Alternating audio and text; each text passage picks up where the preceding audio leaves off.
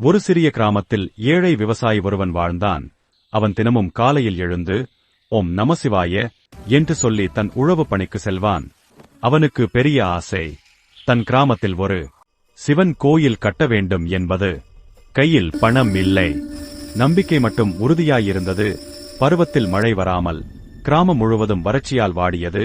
அனைவரும் மனமுடைந்து இருந்தார்கள். விவசாயி மட்டும் சிவன் நம்மை கைவிட மாட்டார் என்ற நம்பிக்கையுடன் இருந்தான். அவன் ஒரு சிறிய கல்லில் சிவலிங்க வடிவம் செதுக்கி தன் வயலின் ஓரத்தில் வைத்து தினமும் தண்ணீர் ஊற்றி வழிபட்டான். சில நாட்களுக்குள் அந்த இடத்தில் ஒரு சிறிய நீரூற்று பொங்கி எழுந்தது. அது முழு கிராமத்துக்கும் தண்ணீர் கொடுக்க ஆரம்பித்தது. அந்த அதிசயத்தை கண்டு மக்கள் அங்கு கோயில் கட்டினர்.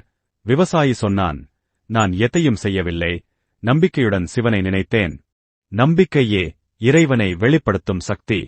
சிவனை நம்பிக்கையுடன் நினைத்தால் கருணை வடிவான சிவன் நம் வாழ்க்கையையே மாற்றிவிடுவார்.